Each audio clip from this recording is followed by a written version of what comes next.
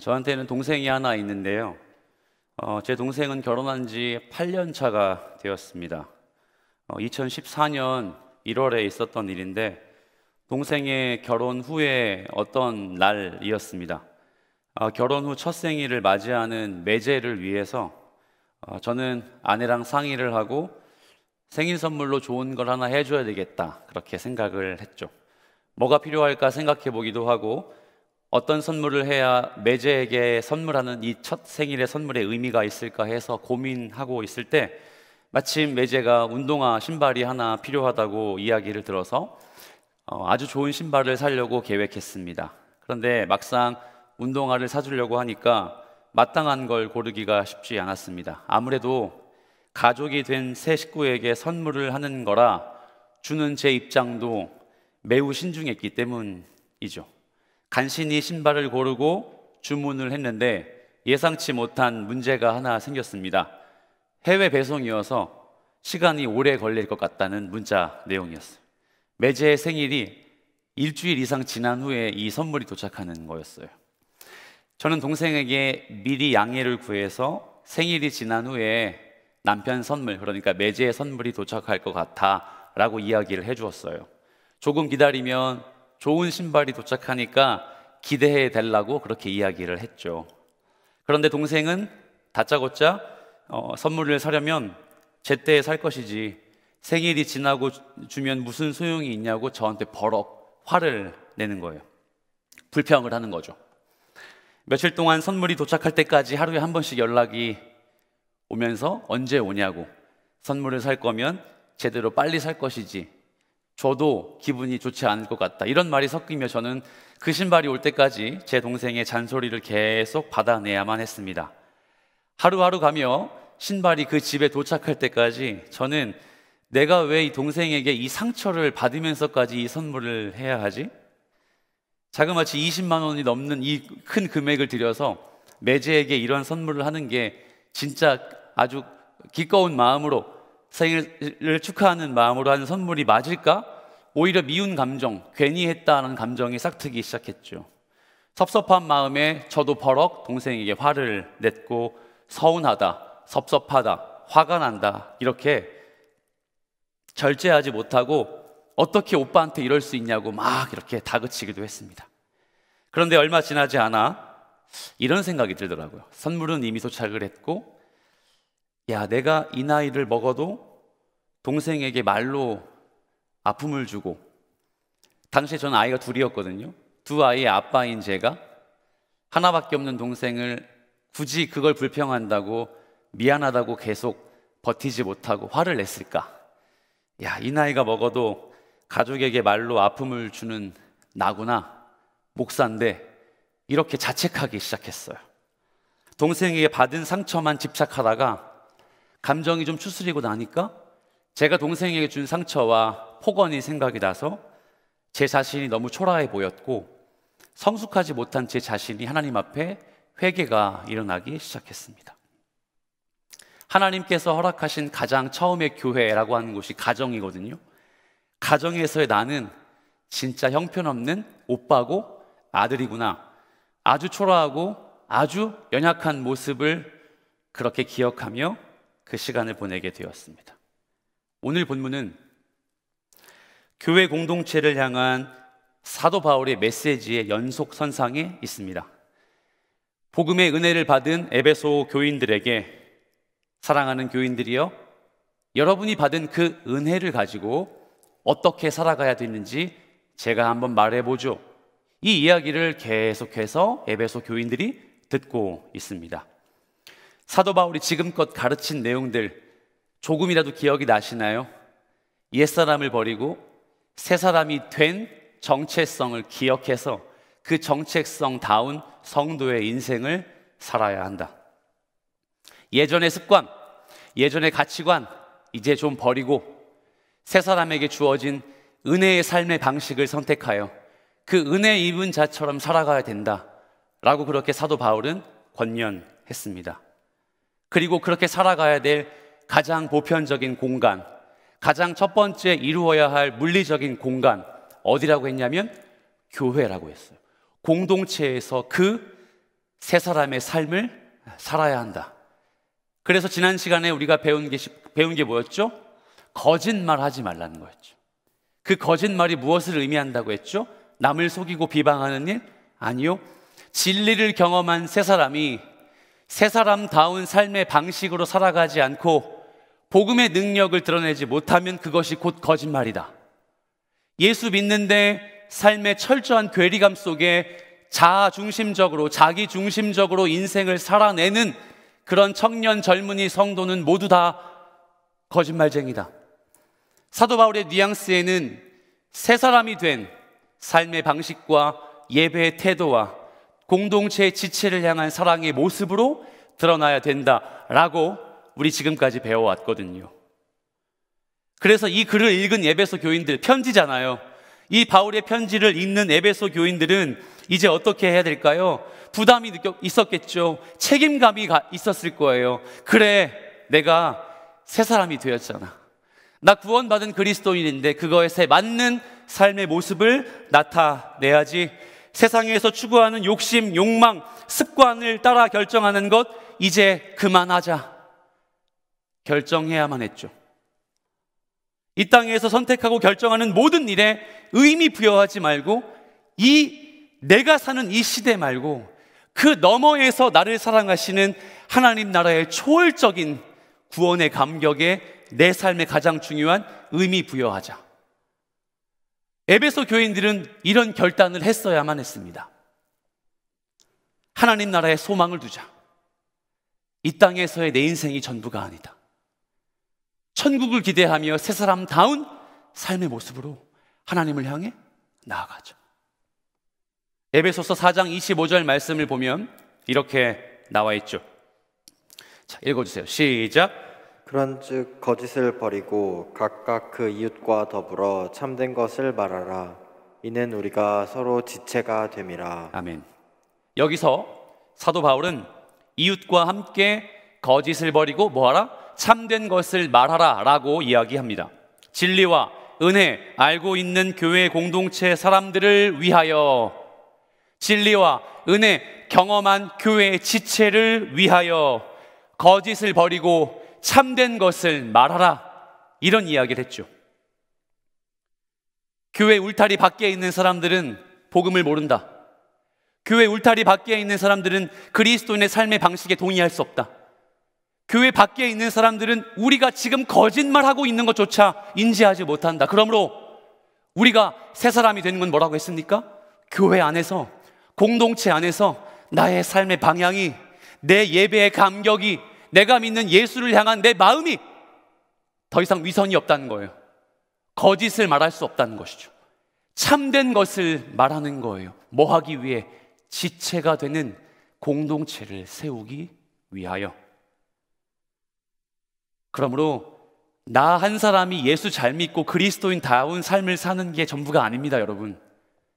성경은 나 하나 예수 잘 믿으면, 그리고 천국 가면 모든 것이 완벽하게 해결된다고 증거하는 책이 아니에요. 한 사람의 그리스도인이 살아가는 삶 자체로만 가치가 있는 게 아니라 지체와 공동체의 유익을 위한 차원으로 나와 다른 남을, 지체를, 영혼을 세우기 위한 차원에서 우리는 존엄한 가치가 있는 거예요.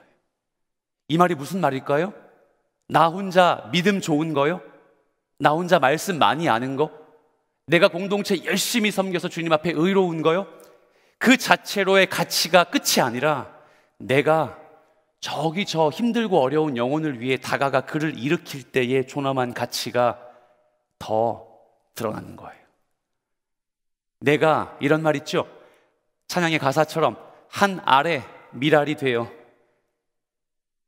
그 밀알이 싹을 틔우고 결국에 열매를 맺게 하는 하나님 나라의 원칙을 내가 살아낼 때, 공동체에서 그렇게 하게 될 때 내 존엄한 가치가 하나님께 더 구체적으로 드러나는 법입니다. 그러므로 사랑하는 여러분, 오늘도 이 메시지의 연속선상에 있는 공동체와 신앙생활에 대해서 우리 오늘도 한번 고민해 봅시다. 본문은 4구절, 5구절밖에 되지 않는 짧은 맥락이지만 명확하게 사도 바울은 두 가지를 설득하고 있어요. 첫 번째는요, 도둑질하지 말라. 자기 손으로 수고하여 노동의 대가를 지불해서 선한 일을 해라.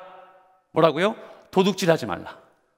두 번째, 선한 말을 해서 듣는 자에게 좀 은혜를 끼쳐라. 이 말입니다. 이 두 가지를 깊이 한번 묵상해보고 오늘 함께 기도하고 예배를 정리해보죠. 첫 번째, 28절 말씀입니다. 자, 화면을 보시며 우리 함께 읽어봅시다. 시작. 도둑질하는 자는 다시 도둑질하지 말고 돌이켜 가난한 자에게 구제할 수 있도록 자기 손으로 수고하여 선한 일을 하라. 아멘. 아멘. 바울은 도둑질에 대해서 말합니다. 도둑질이요. 느닷없이 바울이 도둑질하지 말라고 말하는 이유가 뭔지 궁금할 수 있습니다. 그렇죠? 지금까지 도둑질에 대해서 이야기한 적이 한 번도 없는데 갑자기 왜 바울은 도둑질하지 말라라고 이야기했을까? 지금껏 바울이 이야기해왔던 맥락하고는 전혀 관계없는 웬 도둑질이라고 의아할 수 있습니다. 제가 참고로 여러분에게 이해를 돕기 위해 영국의 신학자 어네스트 베스트라는 사람의 견해를 인용해 드릴게요. 화면을 보면서 따라와 주십시오. 이 본문은 고대 그리스 로마 사회의 상황을 반영한다고 말할 수 있다. 당시에 많은 일용직 노동자들이 있었으나 그들은 일자리가 충분하지 않은 데다 임금이 매우 낮았다. 게다가 그들을 위한 사회복지 제도도 전무했다. 이런 어려운 상황 속에서 일용직 노동자들은 자신과 가족을 부양하려고 일터나 다른 곳에서 도둑질하는 일이 많았던 것이다. 에베소 교회의 교인들 중에서도 이런 상황에서 다른 사람들의 것을 도둑질하는 사람들이 많았을 것으로 추정한다. 분명한 것은 교회 안에 도둑질하는 사람이 있는 것이죠. 있다는 말입니다. 그래서 도둑질하는 자는 더 이상 도둑질하지 말라라고 28절에서 사도 바울이 단도직입적으로 이야기하는 건 진짜 도둑질하는 특정한 사람이 있었다는 말이에요. 무슨 말이에요? 우리 오늘 75명 정도 온 것 같아요. 우리 모든 75명 중에 모두에게 해당되지 않는 말일 수도 있어요. 특정한 몇 명에게만 해당되는 바울의 권면일 수 있다는 말이에요. 왜요? 당시에 에베소 교회에도 진짜 도둑질하는 사람이 있었기 때문이죠. 하지만 적어도 사도 바울의 뉘앙스는 남의 물건에 손대지 마, 도둑질 죄잖아, 이거 아니에요. 이 말 하는 게 아닙니다. 남의 물건에 손대지 말고 윤리적으로 도덕적으로 성숙한 인품으로 살아 라고 하는 뉘앙스의 권면이 아닙니다. 여기서의 도둑질은 분명히 무언가를 이야기하고 싶어서 사도 바울이 워드플레이 하는 거예요. 어떤 단어를 차용하고 있는 것이죠. 도둑질이 메인 아이디어가 아니라 그 뒤에 나오는 선한 일이 메인 아이디어예요. 선한 일을 위해서 도둑질이란 단어를 인용함으로 과연 이들이 지금 도둑질하는 에베소 성도들의 상황이 무엇인지를 밝힌다면 이들이 왜 선한 일을 놓치고 있는지를 알게 하기 위해서 사도 바울이 지혜롭게 도둑질이란 단어로 이 에베소 교인들에게 설득을 하고 있는 거예요. 그런데 여러분, 재미있게도 우리는 선한 일이란 단어가 전혀 생소하지 않습니다. 왜냐? 배웠으니까요. 에베소서 2장 10절 말씀에 이렇게 나와 있죠. 자, 한 번 더 읽어볼까요? 시작. 우리는 그가 만드신 바라 그리스도 예수 안에서 선한 일을 위하여 지으심을 받은 자니 이 일은 하나님이 전에 예비하사 우리로 그 가운데서 행하게 하려 하심이니라. 아멘. 이 헬라어 기억나시죠? 우리는 그가 만드신 바라, 바로 포이에마라고 했습니다. 하나님의 걸작품, 영어로 마스터피스. 그렇죠? 이 포이에마란 단어가 어떤 의미라고 했죠? 하나님이 지으신 목적에 합당한 삶을 사는 그리스도인, 무언가 업적이 뛰어난 위인, 남보다 잘하는 것이 많은 성도, 그게 아니라 하나님이 우리를 지으신 목적에 합당한 삶으로 사는 그리스도인, 주의 택한 백성은 다 뭐다? 포이에마, 하나님의 걸작품입니다. 바로 하나님이 지으신 목적이라는 그 중요한 의미를 담고 있는 단어가 선한 일이에요. 선한 일. 사랑하는 여러분, 하나님은 저와 여러분을 지으신 목적이 있답니다. 우리 모두 한 사람도 예외 없이 하나님이 우리를 지으신 하나님만의 꿈, 목적, 비전이 있으세요. 그건 바로 제자반 기억나시죠? 이사야 43장 21절. 이 백성은 내가 나를 위하여 지었나니 곧 나에게 찬송을 하게 하려 하심이라. 선한 일이란 하나님께 영광 돌리고자 하는 주의 백성들의 사명을 지켜내는 그리스도인의 삶입니다. 질문해 보죠. 여러분은 포이에마가 맞습니까? 여러분은 선한 일을 하는 그리스도인 맞나요? 바꿔 말하면 지으신 목적에 합당한 성도의 삶을 살고 있습니까? 오늘 명절 연휴잖아요. 그리고 내일부터 3일간 빨간 날이 지속되죠. 우리 함께 고민해 봤으면 좋겠어요. 내가 하나님이 지으신 목적대로 사는 방식을 임상 실험해 볼 수 있는 가장 최적의 장소, 물론 교회이지만 우리에게 어떤 곳이죠? 가정, 내가 편하게 만날 수 있는 내 지인들의 관계 속에서요. 여러분, 한번 이 말씀을 듣고 진짜 선한 일이 무엇인지, 지으심에 합당하게 사는 백성의 삶이 무엇인지를 우리 한 주 동안 깊이 한번 묵상해 보시길 축복합니다. 정리해 보죠. 선한 일이란 뭐라고 했습니까? 윤리적이고 도덕적으로 착하게 사는 게 아니라고 했습니다.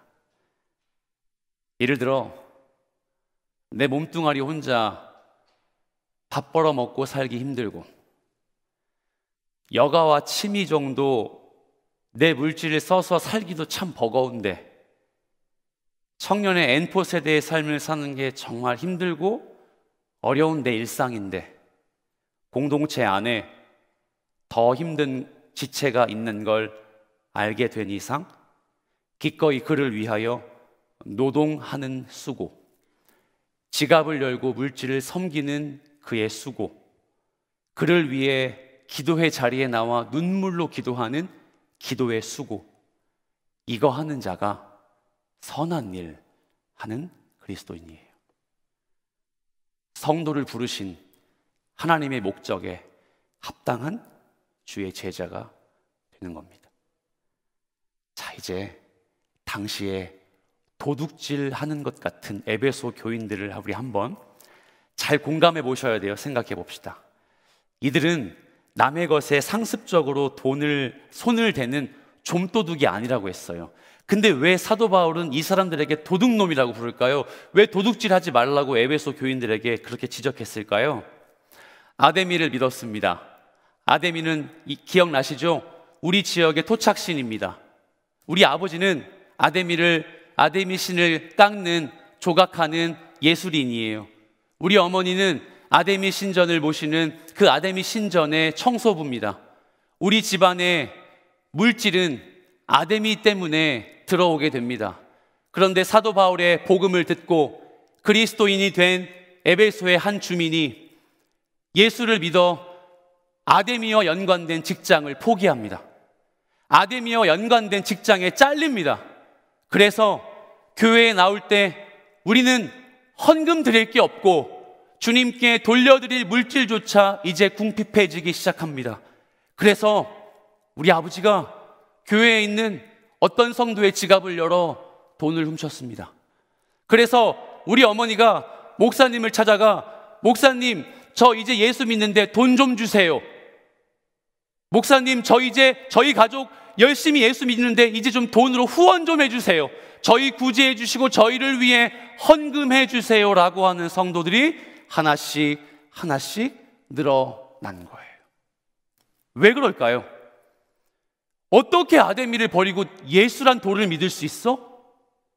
어떻게 너희가 우리 토착신을 버리고 저 사도 바울이란 작자가 이야기한 그 말도 안 되는 종교를 선택할 수 있어? 라고 모두가 등을 돌렸기 때문에 이 가정은 예수 믿는 이상 삶의 철저한 괴리감 속에서 풍요롭고 행복하게 물질을 드리며 찬양을 하며 예배하는 건 불가능했던 거예요. 그리고 그 교인들이 선택한 거예요. 내가 이 질서를 거스르고 열심히 일해서 예수의 능력과 예수의 영광을 드러내야 되겠다 라고 하기는커녕 현실에 매몰되어 장로님, 저희를 도와주십시오. 집사님, 사도 바울 선생님, 저희에게 돈이 없습니다. 교회가 저희를 좀 후원해 주십시오. 말도 안 되는 자기의 노동의 대가를 지불해서 예수님을 힘써 믿어야 되는 이런 표현 좋을까요? 야성을 잃어버리고 도둑질하고 남에게 도움을 구하고 힘써 수고하여 자기 처자식을 먹여 살릴 생각을 하지 않았던 성도들이 늘어나기 시작했던 거예요.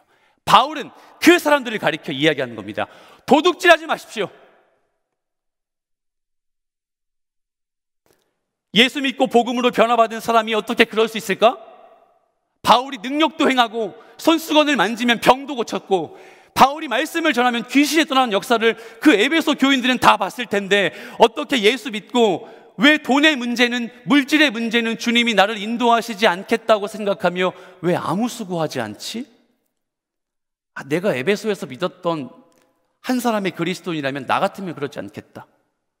혹시 여러분 이렇게 이해하지 못하겠다고 반응하시는 분도 계시지 않습니까? 그리스도의 복음을 그렇게 임팩트 있게 믿게 되었는데 어떻게 그렇게 생계를 포기하고 그냥 교회만 나와 주여 주여 기도하고 남에게 손버는 인생을 살고 있지? 그게 뭐가 예수 믿는 거야? 나 같으면 그 에베소 지역에서 저항하고 항거하면서 예수 똑바로 믿겠다. 전 사실 그랬어요. 어떻게 바울의 복음을 그렇게 듣고 삶과 예배의 철저한 괴리감 속에 살아갈까? 사실 좀 답답했고 정죄감이 들었습니다. 하지만 사랑하는 여러분, 생각해보면 현대시대를 사는 우리도 도둑질하는 에베소의 교인들과 별반 다르지 않겠다고 결론 짓게 되었습니다. 왜요? 예수 그리스도를 믿고 구원받은 백성들이라고 자부하지만 먹고 사는 문제 때문에 어쩔 수 없이 감수해야만 하는 일들이 우리 삶 속에 곰팡이처럼 내 목을 죄고 있지 않습니까? 예수 믿고 성화의 삶을 사는 그리스도인이라고 자처하지만 돈의 문제, 건강의 문제, 내 앞길의 문제 때문에 예배 한 번 제끼는 거 너무 쉽고 하나님의 말씀보다 세상 사람들이 추구하는 가치관에 편승하는 게 너무 자연스럽지 않냐는 거예요. 삶의 실질적인 문제가 해결된 뒤에 예수 바로 믿고 싶다는 이야기 우리 주변에서 많이 하지 않습니까? 이 입시의 문제, 비전의 문제, 취업의 문제 좀 다 정리되고 그때 예배 나오겠습니다. 그때 말씀 읽을게요. 그때 은혜 누릴게요. 라고 하는 젊은이들 우리 주변에 그렇게 농후하지 않습니까? 삶의 실질적인 문제가 해결되어야지만 교회도 더 잘 나올 수 있고 그래야 공동체의 지체도 더 적극적으로 섬길 수 있기 때문에 이 삶의 문제부터 해결해야 된다고 생각하지 않습니까? 에베소 교인들은 삶의 문제를 해결하기 싫어서 손을 빌어서 교회에게 요청한 거예요. 삶의 문제를 내가 하기 어려워서 교회 물건을 도둑질한 거예요. 그런데 우리 어떻습니까? 우린 도둑질하지 않죠. 단지 그리스도의 복음이 내 삶의 가치관과 욕심보다 더 하등한 것으로 취급하고 도둑질하지 않지만 어쩌면 하나님의 복음을 멀리한 채로 내 삶의 실질적인 문제를 해결한 뒤에 만족하게 인풋 받은 뒤에 예배합니다. 부르신 곳에서 내가 걸어갈 때 길이 되고 내가 살아갈 때 삶이 되는 모습으로 청년의 때를 살겠습니다. 여러분, 우리 그런 고민하며 살지 않습니까? 바울은 그 이야기를 하고 있는 거예요. 도둑질이란 우리의 신앙 합리와 경계해야 한다. 예수 믿고 제자의 삶을 산다고 자처하지만 여전히 우리 가슴속 깊이 뿌리 박혀 있는 신앙의 합리화 이제 좀 위기의식 느끼고 경계합시다. 이 말을 하고 있는 겁니다. 사랑하는 여러분, 저를 포함해 우리 모두가 도둑질하지 않기를 소망합니다. 그 말은 바꿔 말하면 하고 싶고 이루고 싶고 해내고 싶은 일보다 그리스도의 복음이 먼저입니다. 성취해야 하고 가야 할 길보다 내 안에 살아계시는 예수 그리스도의 복음이 첫 번째입니다. 그 복음이 우리의 삶을 인도하는 거예요. 내가 내 삶을 인도한 뒤에 뒤를 돌아보아 복음 보고 빨리 오라고 쫓아오라고 그렇게 단절하는 게 아닙니다. 내 안에 그리스도의 복음이 우리의 삶의 만족과 필요보다 우선하다. 그 말씀을, 그 바울의 의도를 우리 함께 기억하면 좋겠습니다. 그게 선한 일입니다. 선한 일을 위하여 반드시 치러내야 할 기회, 비용.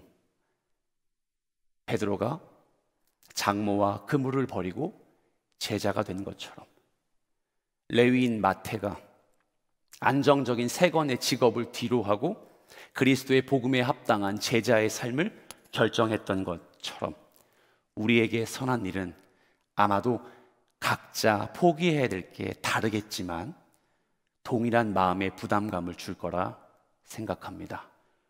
부디 구체적으로 반응해 주십시오. 내가 이 20대와 30대를 사는 40대를 사는 이 젊은이의 때에 나에게 선한 일을 위해 포기해야 할 내 삶의 만족과 욕망은 무엇인가? 그리고 지난 시간에 배웠던 아닌 척하는 거짓말은 나에게 없는가? 아닌 척하며 사는 그 도둑질과 같은 인생은 나에게 아직 잔재하지 않는가? 우리 한번 진지하게 고민해 주시길 부탁합니다. 두 번째, 바울은 이런 이야기를 하죠. 더러운 말을 하지 말고 선한 말을 해서 듣는 자들에게 은혜를 끼치게 하십시오.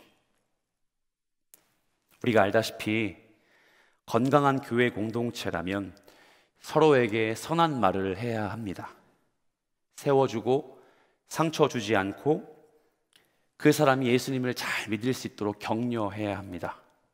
그런데 신기하게도 오히려 교회 공동체가 더 상처가 많고 말 때문에 갖가지 사건이 더 많이 발생하는 것 같습니다. 오히려 세상의 친구들에게는 술 먹고 대화해도 상처 주지 않는 것 같은데 유독 교회만 오면 말 때문에 상처받고 말 때문에 마음이 어려울 때가 저를 포함해서 우리 모두에게 있는 것 같죠. 왜 교회는 유독 이렇게 말로 상처를 주는 일이 잦을까요? 여러분 혹시 이렇게 질문을 드려볼게요. 여러분은 상처를 받는 일이 교회 안에서 더 많이 일어나는 것 같습니까? 아니면 상처를 주는 일이 훨씬 더 많이 일어나는 것 같습니까? 교회 공동체 안에서 대다수가 이렇게 얘기할 겁니다. 당연히 목사님, 상처 받는 일이 훨씬 많겠죠. 상처를 주는 것보다 상처를 받는 게 더 많다고 이야기할 확률이 매우 높죠. 저조차도 여러분에게 부끄러운 보직인 목사이지만 공동체를 이끌어 나갈 때 일어나는 사역의 현장에서 저는 분명 상처를 줬다고 생각하는데 기억나는 건 상처받은 일이 더 많은 것 같아요. 제가 특별히 직무유기가 있어서 상처 준 것보다 받은 게 많다고 그렇게 느껴지세요? 왜 우리는 교회 안에서 상처를 받는 일이 주는 것보다 훨씬 더 많다고 느낄까요? 우리 다 연약한 죄인이니까 죄의 근성 때문에 그럴까요? 아니면 실제로 상처를 주는 게 더 많은 이 시대의 연약한 현실 때문에 받는 사람들만 우후죽순처럼 늘어난다고 보면 맞을까요? 코로나19 때문에 마음이 다 연약해 있어서 살짝만 건드려도 다 상처받는 걸까요? 한 목사님께서 제가 이 설교를 최초로 작성한 게 2015년이었거든요. 이 말씀을 묵상하면서 목사님의 설교를 듣게 되었는데 이렇게 얘기하시더라고요. 제가 그냥 읽어드릴게요. 하루는 설교를 마치고 내려와 성도들과 인사를 할 때였습니다. 한 성도님이 찾아와 이번 설교는 너무 힘들고 어려워요, 목사님. 그리고 은혜가 전혀 되지 않습니다. 이런 말을 남기고 눈앞에서 등 돌리고 사라졌습니다. 그 이야기를 들은 후로 저의 마음에는 온갖 낙심과 마음의 어려움으로 견딜 수가 없었습니다. 설교자로서 자격이 없는 사람이라고 스스로를 책망하며 하나님께 받은 목사의 소명까지도 의심했습니다. 그리고 그 설교를 듣고 은혜를 받으며 삶의 결단을 했을 다른 한 사람의 성도님이라도 있을 거라는 생각은 전혀 하지 않고 오로지 그 말을 하고 사라진 성도를 생각하며 부정적인 마음을 마음속 깊이 담아 두었습니다. 이 이야기가, 이 설교의 한 예화가 저에게는 깊은 공감이 있었습니다. 설교를 마치고 단에서 내려온 후 들리는 설교에 대한 이야기 자체가 물론 민감한 사항이긴 하지만 그 설교가 누군가에게 마음이 불편하고 은혜를 받지 못했다는 이야기를 들으면 진짜 속상할 것 같아서요. 진짜 속상하고 나는 목사의 자격도 없을 것 같다고 나 자신을 부인할 것 같아서 너무 제 자신을 비관하며 좌절할 것 같아서 공감이 되었습니다. 그리고 이 목사님처럼 그 설교를 듣고 은혜 받은 다른 사람들 한 사람이라도 있을 거란 기대는 전혀 하지 않은 채 말이죠. 그런데 제가 이 이야기를 듣고 곰곰이 눈을 감고 묵상하다가 하나님이 나에게 무엇을 원하시기에 이 목사님의 설교 한 토막을 듣게 하셨을까 고민하다가 이런 생각이 드는 거예요. 내 마음이 그런 이야기조차 수용하지 못할 정도로 연약하고 부족하구나. 그 이야기 칼 들고 찾아와 나를 죽이겠다는 거 아닌데, 그 이야기 당장 사임하고 저 다른 교회 가서 사역하라고 한 거 아닌데, 나는 지금 그 이야기조차 수용하지 못할 정도로 마음이 연약한 상태였구나라는 생각이 문득 드는 거예요.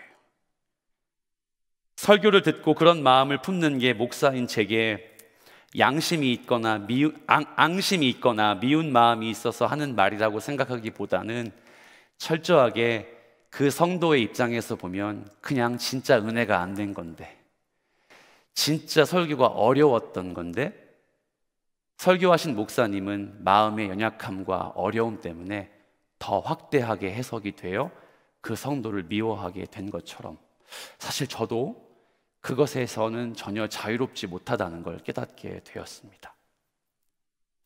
교회에서 상처받는 사람은 저마다 많다고 하는데 왜 주는 사람은 상대적으로 적게 느껴질까요?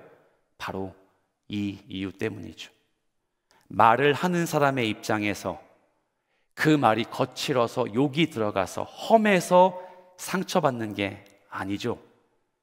우리가 교회에서 공동체에서 상처받는 이유는 그 말을 듣고 있는 그 누구든 마음의 연약함과 그 상황에 대한 찔림에 마음의 어려움이 있어서 반응한 것뿐입니다. 그 이야기를 들을 만한 마음의 상태가 되지 않았던 거예요. 제가 왜 이렇게 말씀드리는지 좀 이해가 되십니까? 29절은 그걸 참고하고 있어요. 우리 간사님 29절 말씀을 한 번 더 띄워주시겠습니까? 자, 잘 읽어보세요. 시작. 무릇 더러운 말은 너희 입 밖에도 내지 말고 오직 덕을 세우는 데 소용되는 대로 선한 말을 하여 듣는 자들에게 은혜를 끼치게 하라. 아멘. 자, 여러분 전체적으로 그림을 그리셔야 돼요. 에베소서는 한 개인에게 하는 메시지라고 했습니까? 아니에요. 에베소서는 공동체를 향한 공통의 메시지예요. 그러면 잘 보세요. 선한 말을 하여 듣는 자들에게 은혜를 끼치게 하라. 사도 바울은 하나의 명확한 관점에서 말을 이야기하고 있어요. 뭔지 아시겠어요? 말하는 사람의 관점이었어요. 보이시죠? 선한 말을 하여 듣는 자를 염두하지 않았어요. 이 글을 읽는 에베소 교인들은 지금 어떤 인칭에 다 서 있어야 되는 거죠? 모두가 말을 듣는 사람들이 아니라 모두가 말을 하는 사람의 관점에 서 있어야 한다고 바울은 설득하고 있는 겁니다. 그런데 뭐 하기 위해서 말해야 된다? 마지막에 정확한 아주 멋진 단어가 들어가 있죠? 은혜를 끼치게 한다. 은혜. 정리하면 사랑하는 에베소 교인 여러분, 여러분은 모두 누군가에게 말을 듣는 사람이 아니라요, 누군가에게 말을 하는 사람의 관점에 서 있으십시오. 여러분이 선한 말을 하면 어떤 일이 벌어지는지 아십니까? 은혜를 끼치게 됩니다. 이렇게 의역할 수 있는 겁니다. 그렇다면 다시 한번 질문을 드려보죠. 사랑하는 청년 여러분, 은혜는 무엇입니까? 혹시 여러분 은혜 갑자기 질문해도 교회에서 모든 문제의 핵심인 예수님 아니면 은혜 아멘 중에 하나죠. 이 아멘, 예수님과 동일한 의미를 갖고 있는 아주 중요한 의미를 갖고 있는 은혜, 어떻게 정의합니까? 자격 없는 자에게 주시는 하나님의 호의입니다. 자격 없는 나에게 베풀어 주시는 하나님의 놀라운 사랑입니다. 그게 은혜입니다. 그렇다면 우리가 은혜를 경험하기 위해 전제로 깔아야 하는 가장 정확한 본질이 뭐예요? 나는 그거 받을 자격이 없다. 나까지 것을 위해 예수라는 그 놀라우신 신이며 완벽하신 인간이 목숨을 버리시면서까지, 십자가에 달리시면서까지 나를 살릴 명분과 이유가 1도 없다. 이게 은혜예요. 은혜는 나를 부정하는 겁니다. 은혜는 나를 부인하는 거예요. 내가 나를 부인할 때 예수의 사랑은 극대화됩니다. 내가 나를 부인할 때 하나님의 사랑은 완전하십니다. 사랑하는 성도 여러분, 선한 말을 하여 공동체에 은혜를 끼치게 하기 위해서 우리가 알아야 할 가장 중요한 포인트, 은혜입니다. 은혜를 알려면, 은혜를 알고 은혜를 누리는 성도라면 이제 예배하고 교제하고 셀 모임하고 사적으로 공동체의 지체와 만나는 모든 타이밍에 어떤 자가 되라? 은혜를 끼치고자 말하는 자가 되라. 사도 바울은 지금 어투나 어조의 문제로 차갑게 아주 뾰루퉁하게 얘기하지 말아야 돼 라고 하지 않습니다. 얼굴도 아주 호의롭게 경청하고 아주 나 너에게 관심이 있어 라는 모습으로 얘기해야 된다라고 말하는 게 아니에요. 그걸 권면하지 않고 지금 너가 말을 할 때, 너가 누군가를 세워주려고 할 때, 심지어 어떤 지체를 신앙적으로 따갑게 충고하려고 할 때, 그때 그 지체가 은혜 받을 수 있는지를 고민하라. 은혜 누릴 수 있는지를 고민하라.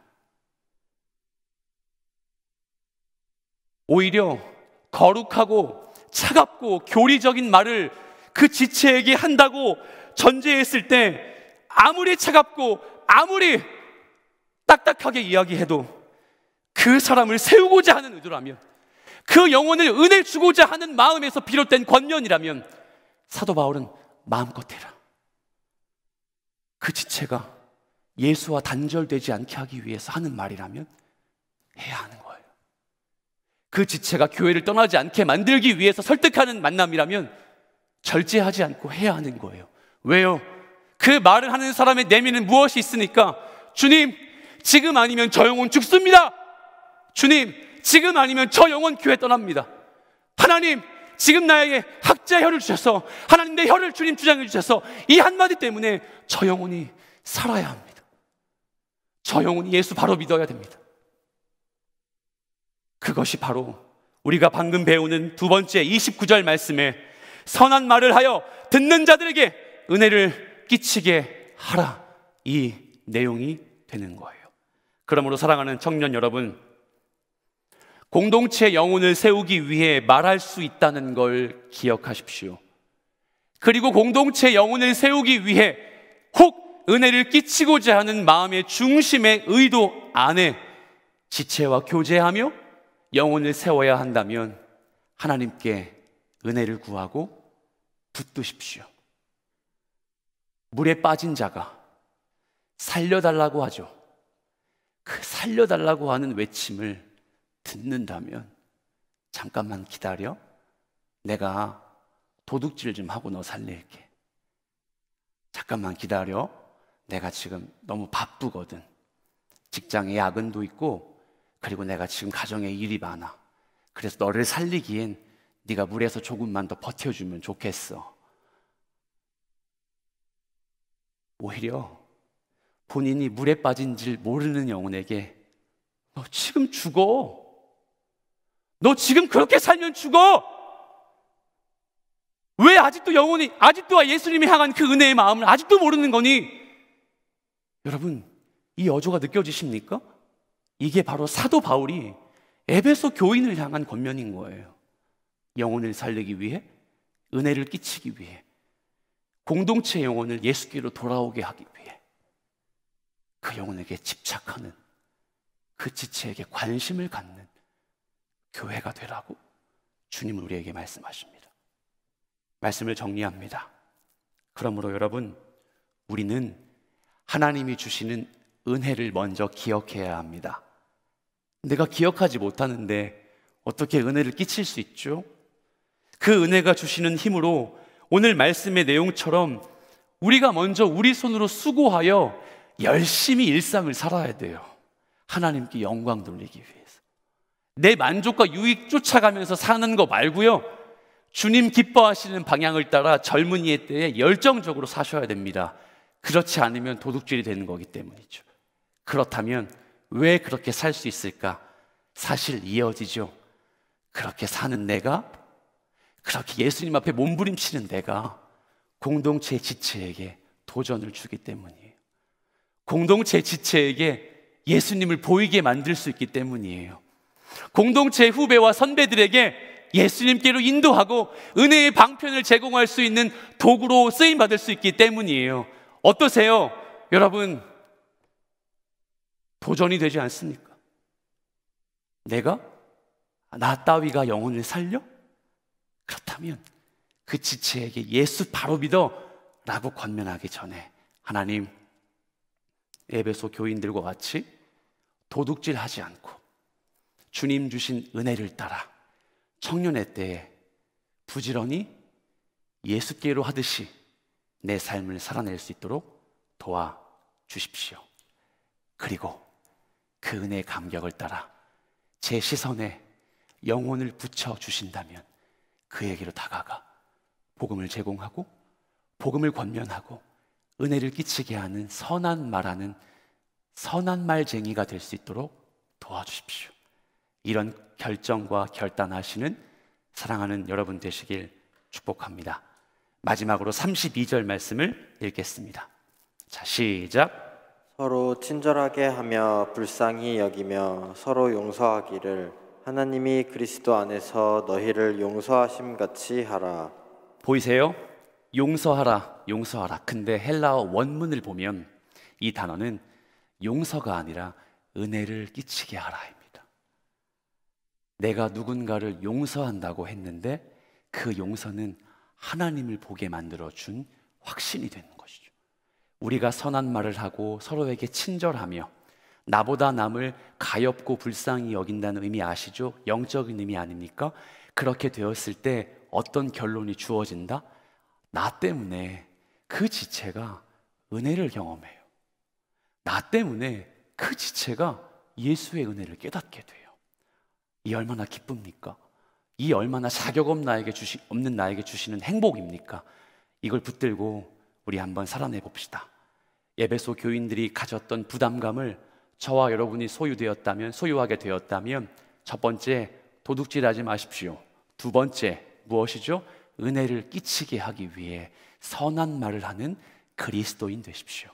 이 은혜를 기억하시는 저와 여러분 되시길 살아계신 예수님의 이름으로 축복합니다. 아멘.